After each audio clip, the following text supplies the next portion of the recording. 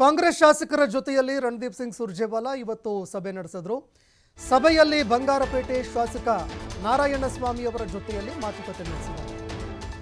ಸಭೆಯಲ್ಲಿ ಇವತ್ತು ಹಲವಾರು ವಿಷಯಗಳನ್ನು ಪ್ರಸ್ತಾಪ ಮಾಡಿದ್ದಾರೆ ನಾರಾಯಣಸ್ವಾಮಿ.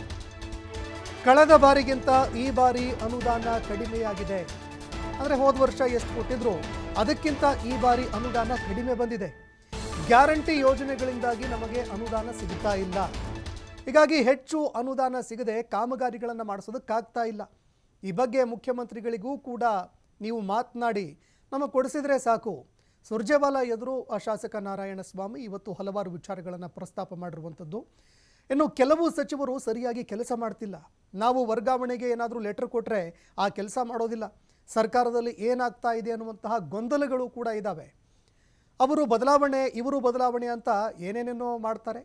ಇದರ ಬಗ್ಗೆ ಒಂದು ಕ್ಲಾರಿಟಿ ಸಿಗಬೇಕು ನಮಗೆ.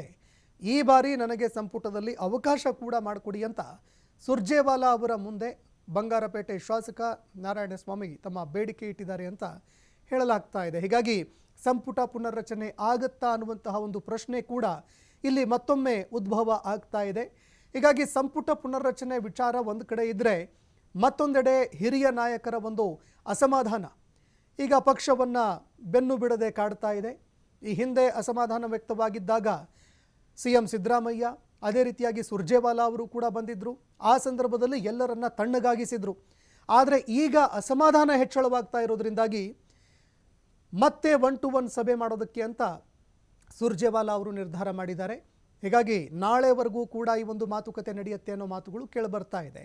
ಈ ನಡುವೆ ಬಂಗಾರಪೇಟೆ ಶಾಸಕರು ಹೇಳಿರುವಂತಹ ವಿಚಾರ, ಅವರ ಜೊತೆ ಚರ್ಚೆಯಾಗಿರುವಂತಹ ವಿಚಾರಗಳನ್ನು ನೋಡಿದಾಗ ಸಂಪುಟ ಪುನರ್ರಚನೆ ನಿಜವಾಗ್ಲೂ ಆಗುತ್ತಾ ಅನ್ನುವಂತಹ ಪ್ರಶ್ನೆ ಒಂದು ಕಡೆ ಆದರೆ, ಶಾಸಕರ ಅನುದಾನ ವಿಚಾರಕ್ಕೆ ಸಂಬಂಧಪಟ್ಟಂತೆ ಈಗಲಾದರೂ ಫುಲ್ ಸ್ಟಾಪ್ ಇಡೋದಕ್ಕೆ ರಾಜ್ಯ ಸರ್ಕಾರ CM ಅವರು ಮುಂದಾಗ್ತಾರಾ ಅನ್ನುವಂಥದ್ದನ್ನು ಕಾದು ನೋಡಬೇಕಾಗತ್ತೆ.